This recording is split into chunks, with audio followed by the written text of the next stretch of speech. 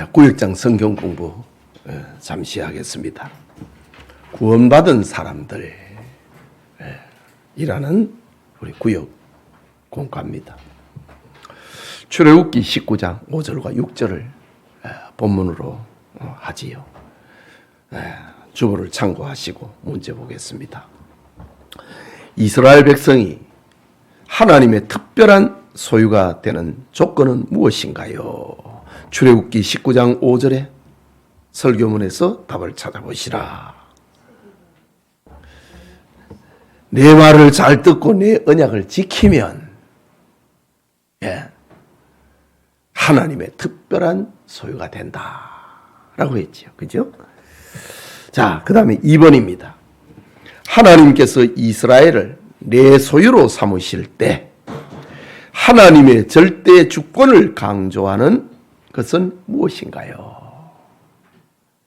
출애굽기 19장 5절에 세계가 다 나에게 속하였다. 이게 주권이지요. 세계가 다 내 거라 이거지요. 하나님의 말씀. 세계가 다 내게 속하였는데 너희가 내 말을 잘 듣고 내 언약을 지키면 내가 너희를 내 소유로 삼겠다. 우리 주보에는 내용이 담겨 있는데 이 소유라고 하는 말은 히브리 말로 세굴라라는 말이지요. 세굴라는 내가 가지고 있는 것 많은 것 가운데서도 가장 귀한 것. 내가 귀하게 여기는 것이 얼마나 많습니까? 그 중에서 제일 귀한 것. 그게 세굴라입니다. 그러니까 하나님께서 세상을 이처럼 사랑하사. 세골라입니다. 너무 사랑하고 가장 사랑하기 때문에 세상을 이처럼 사랑하사 독생자를 주셨으니 이는 그를 믿는 자마다 멸망치 않고 영생을 얻는다. 가장 귀한 것이기 때문에 자기 아들과 바꿨다 이거지요. 아들의 생명과 바꿨다고 합니다. 3번입니다. 성도가 하나님의 택하심을 받은 궁극적인 목적은 무엇인가요? 베드로전서 1장 2절과 설교문에서 답을 찾아보시라. 순종함과 그리스도의 핏뿌림을 얻게 하기 위함이라. 순종하고 너희가 내 말을 잘 들으면이라고 했잖아요. 순종하고 하나님 백성이지요. 그리고 그걸로 끝나지 않고 그리스도의 핏뿌림을 얻게 하기 위하여. 순종하는 것은 그건 백성이지요. 핏뿌림을 얻게 되는 건 아들입니다. 하나님께서 그렇게 하셨다. 4번입니다. 구약의 이스라엘은 하나님으로부터 어떤 민족이 될 것을 약속받았나요? 19장 6절에 제사장 나라가 될 것을 약속받았다. 하나님으로부터 어떤 민족이 될 것을 약속받았나? 제사장 나라다. 자, 그 다음에 5번의 말씀. 구약 이스라엘 백성이 받은 제사장 나라의 정체성은 신약 성도에게 계승되었음을 알리는 4가지 선언은 무엇인가요? 베드로전서 2장 9절에 제사장 나라다. 너희는 내 소유다. 제사장 나라다.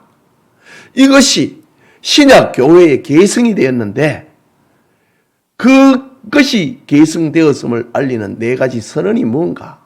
베드로전서 2장 9절에 너희는 택하신 족속이다. 세골라다 이거지. 왕 같은 제사장이다. 거룩한 나라다. 그의 소유된 백성이다. 바로 저 출애굽기 19장 5절과 6절에서 약속을 하셨던 그 전제가 뭐였지? 아까도 얘기를 했는데 너희가 내 말을 잘 듣고 내 언약을 지키면 이렇게 된다고 했지요. 그런데 베드로전서 2장 9절에서는 뭐지요? 예수를 믿으면, 예수를 믿는 사람입니다. 그러니까 구약 시대는, 율법은 너희가 내 말을 잘 듣고 내 언약을 지키면 이렇게 되는데, 신약 시대에는 예수를 믿으면입니다. 믿고 난 다음에,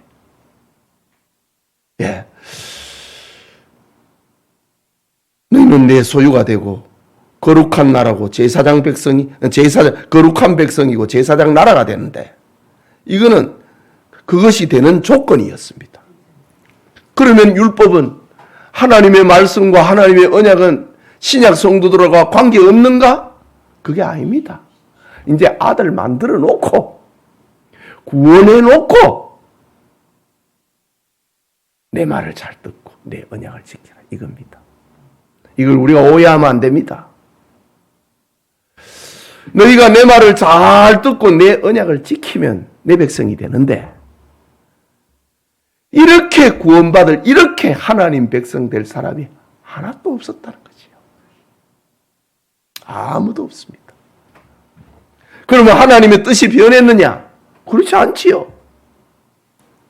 하나님께서는 예수님을 십자가에 못 박아 죽이고 아들의 생명과 택한 백성의 생명을 바꿔놓고 그 다음에 너희가 내 말을 잘 듣고 내 언약을 지키라, 그겁니다. 그러니까 율법이 없어진 거 아니에요. 이제 하나님의 자녀가 됐으니 내 언약을 지키라. 그 베드로전서 앞에도 나오잖아요. 순종함과. 그럼 너희가 내 말을 잘 듣고 내 언약을 지키면 그 말 아닙니까? 순종함과 그리스도의 핏부림을 얻게 하기 위하여. 순종은 똑같습니다. 구약 성도나 신약 성도나 순종은 똑같습니다. 그러나 이 순종을 통해 갖고 하나님의 백성이 될 수 있는 사람이 아무도 없기 때문에 먼저 하나님의 백성, 하나님의 자녀 만들어 놓고 그 다음에 순종해라. 이게 생명의 길이고 축복의 길입니다. 믿음으로 구원 얻는다. 그 다음에는 막 딱 입 다물어 뿌리는 그거 복음 아닙니다. 순종함과 핏부림을 얻기 위해서 우리를 택했다 이거지요. 우리를 구원했습니다. 순종이 없어지는 거 아닙니다. 그러니까 구약 성도들은 하나님 백성 되기 위해서 순종하는데 너무 피곤한 거예요. 늘 불안한 거예요. 그리고 신약 성도들은 하나님의 아들 만들어 놓고 그 은혜와 그 즐거움을 가지고 순종하게 했습니다. 우리 순종 다 못하면 어째? 우리 회개하고 또 일어나는 거예요. 예. 자, 그 다음 6번입니다. 그리스도를 대신하여 사신된 성도가 세상에 전하는 핵심 메시지는 무엇인가요? 고린도후서 5장 20절에 하나님과 화목하라. 그러니까 하나님의 자녀가 됐으니까 너무 기쁜 거예요. 너무 감사한 거예요. 그러니까 너도 나처럼 하나님과 화목하라. 이게 전도입니다. 네. 하나님과 화목했다 이거죠. 내가 구원받았다 이거죠.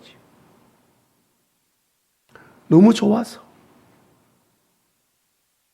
그걸로 끝나는 게 아니고 구원받은 게 너무 감사해서 너도 하나님과 화목해야지. 이것이 신약 성도의 삶이라는 겁니다. 7번입니다. 성도에게 주어진 거룩한 삶의 최종적 목표와 명령은 무엇인가? 베드로전서 1장 16절에 내가 거룩하니 너희도 거룩하라. 이거 율법이 아닙니다. 이 복음입니다.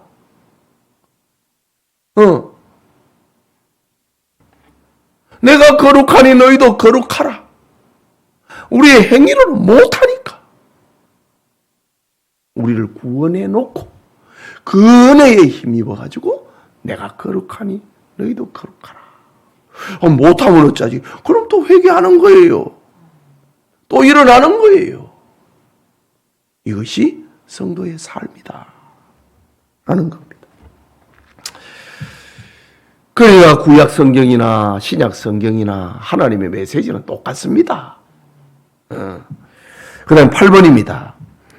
하나님의 백성된 성도는 이전에 알지 못한 때에 행하던 무엇을 본받지 말아야 하나요? 베드로전서 1장 14절에는 사욕이라고 그랬습니다. 사욕. 욕심이지요.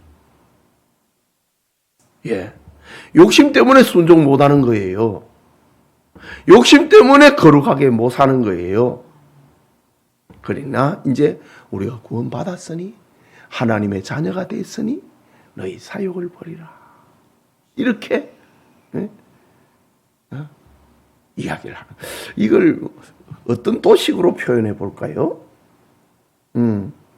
수학의 명제 가운데 귀납법적인 방법이 있고 연역적 방법이 있습니다.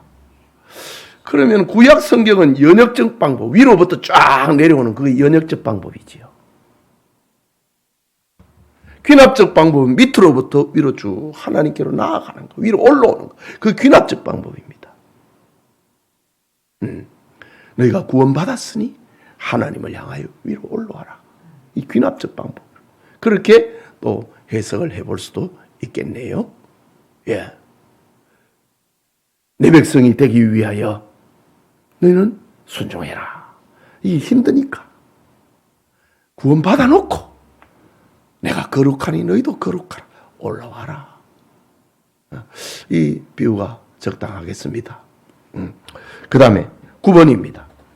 제사장 나라가 된 성도는 복음을 전하는 것과 함께 요구되는 것은 무엇인가요? 제사장의 역할을 우리가 생각하면 됩니다. 제사장의 역할은 크게 두 가지였잖아요. 하나님의 말씀을 전하는 것, 그리고 기도하는 것. 사도행전 6장에 보면은 사도들이 교회에 집사를 세우는 이유 중에서 우리는 하나님 말씀 전하는 것과 기도하는 것에 전무하리라 라고 했죠. 이 제사장적인 사역입니다. 제사장 나라 된 성도는 복음을 전하는 것과 함께 요구되는 것은 무엇인가요? 제사장의 두 가지 기능 가운데 하나, 말씀 전하는 거 했으니까 그 다음에 기도지요. 답은 기도지요. 자, 10번 다음 빈칸을 채워보세요. 설교문에 나오는 문장입니다. 하나님께서 우리를 어떤 소유로? 우리를 보배로운 소유로. 어떤 나라로? 제사장 나라로. 어떤 백성으로? 거룩한 백성으로 삼으신 궁극적인 이유는 하나님께서 택하신 사람을 구원하여 무엇하기 위함이요? 영광을 받으시기 위함이요. 둘째는 하나님의 자녀된 우리의 무엇을 위함에 있습니다? 행복에 있습니다. 하나님 말씀대로 살면 우리는 행복해진다. 예, 우리 구역장님들이 잘 소화해서 구역원들과 함께 은혜의 시간 가지시기 바랍니다. 기도합시다. 하나님, 주님의 은혜를 받은 이들이 우리 예배 후에 또 구역장님들이 이렇게 구역원들과 나눌 말씀의 떡을 준비하기 위하여 함께 공부했습니다. 말씀을 잘 소화하고 구역원들과 함께 나누는 은혜가 있게 하옵소서. 내가 이해하지 못하고 내가 소화하지 못하는 것을 구역원들과 나눌 수가 없습니다. 지혜롭게 하시고 지식이 있게 하시고 믿음과 열정이 있도록 도와주시옵소서. 이 사명 잘 감당할 수 있도록 가정을 평안하게 하시고 복이 임하게 하옵소서. 예수님 이름으로 기도합니다. 아멘. 예, 감사합니다.